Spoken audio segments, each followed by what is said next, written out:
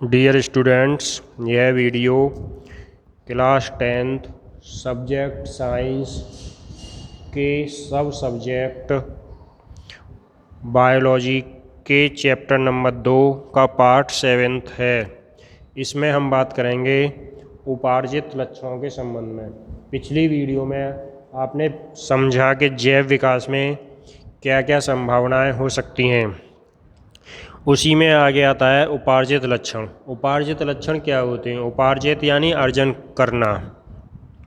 तो किसी जीव के जीवन काल में, अर्थात किसी जीव द्वारा अपने जीवन में अर्जित यानी ग्रहण किए गए लक्षण, अनुभव उपार्जित लक्षण कहलाते हैं।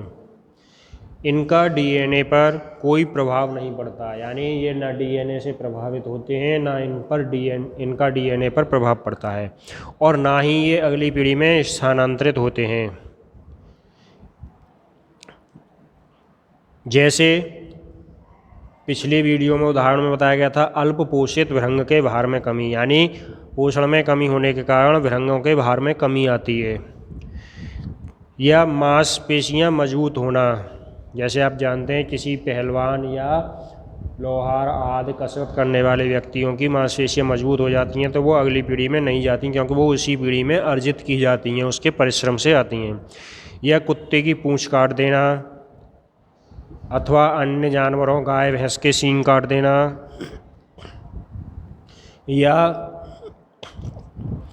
महिलाओं के नाक कान छेदना, इस प्रकार की जो भी लक्षण हैं ये सभी उपार्जित लक्षण के अंतर्गत आते हैं।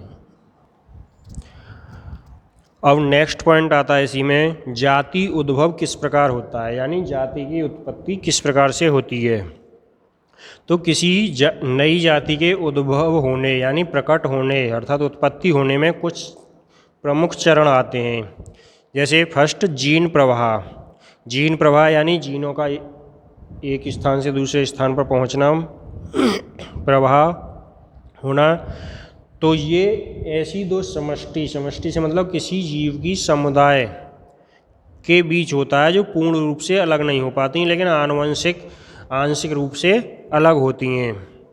अर्थात कोई दो समुदाय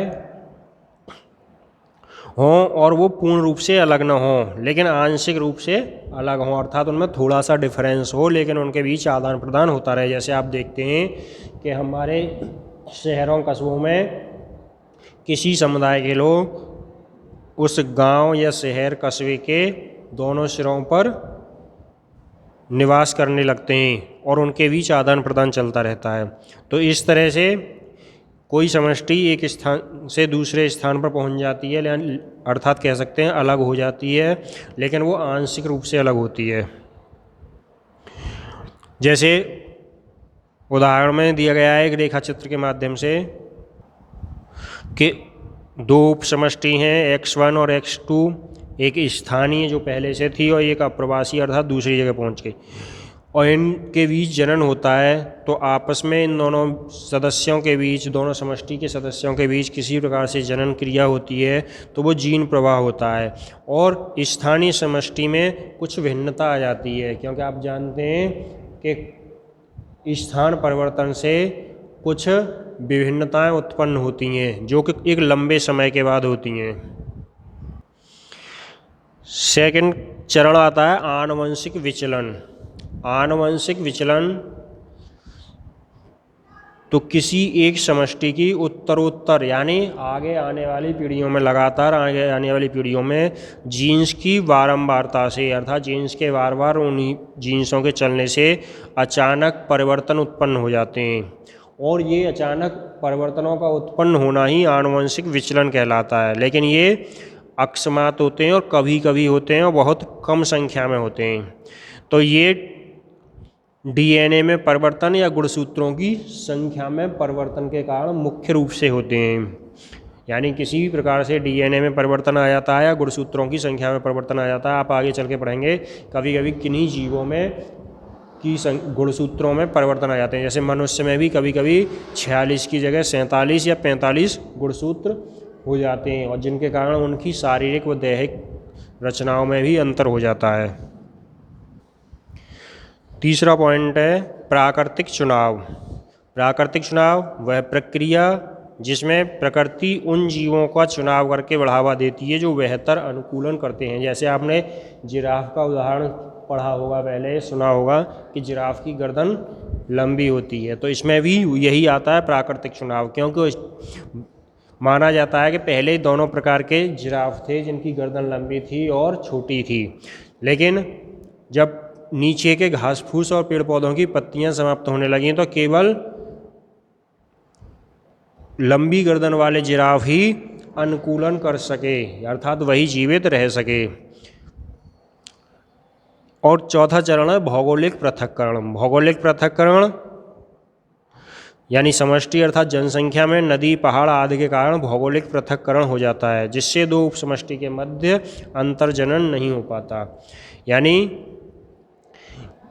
किसी समष्टि में नदी पहाड़ आदि के कारण स्थान परिवर्तन हो जाता है, जैसे किसी आपदा से या किसी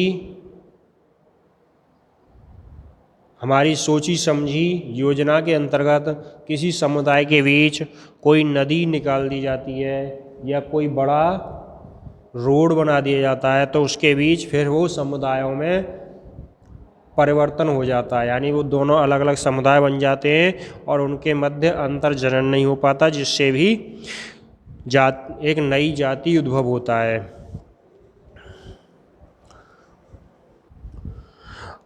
अब नया हेडिंग है विकासीय संबंध खोजना। विकासीय संबंध से मतलब है कि जो जैव विकास होता है अर्थात जीवों में विकास होता है उनके बीच में आपस में क्या संबंध है।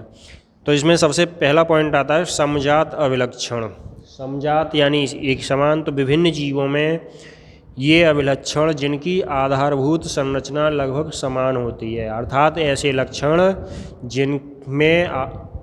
जिनका आधार समान होता है परंतु उनके कार्य भिन्न भिन्न होते हैं। जैसे पक्षी सरीसृपों स्तनधारियों के पादों की आधारभूत संरचना एक समान है।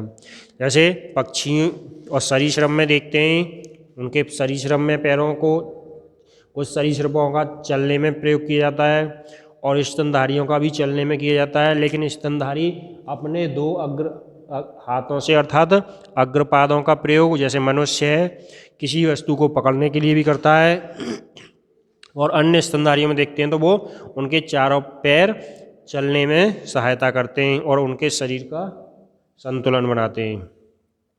तो इस तरह से कोई भी रचना के कार्य अलग अलग हो सकते हैं लेकिन संरचना लगभग समान होती है। तो ये समजात अभिलक्षण के अंतर्गत आता है।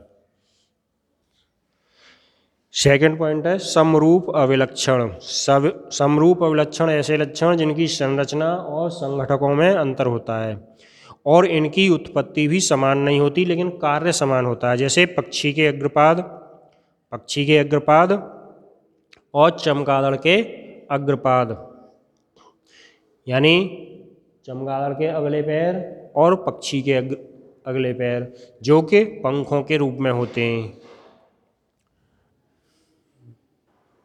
तो इस तरह से हम कह सकते हैं कि जंतुओं में समरूप लक्षण कार्य में समान होते हैं लेकिन अलग अलग पूर्वजों से उत्पन्न होते हैं। जैसे चमगादड़ एक स्तनधारी वर्ग का जंतु है, जबकि पक्षी वर्ग के अर्थात जो कौवा कबूतर ये आदि पक्षी ये पक्षी वर्ग के जंतु हैं। तो इनके पूर्वज अलग अलग हैं परंतु उनकी कार्य संरचना समान है, क्योंकि पक्षी के भी अग्रपाद अर्थात पंख उड़ने में सहायता करते हैं और चमगादड़ के भी अग्रपाद अर्थात पंख उड़ने में सहायता करते हैं।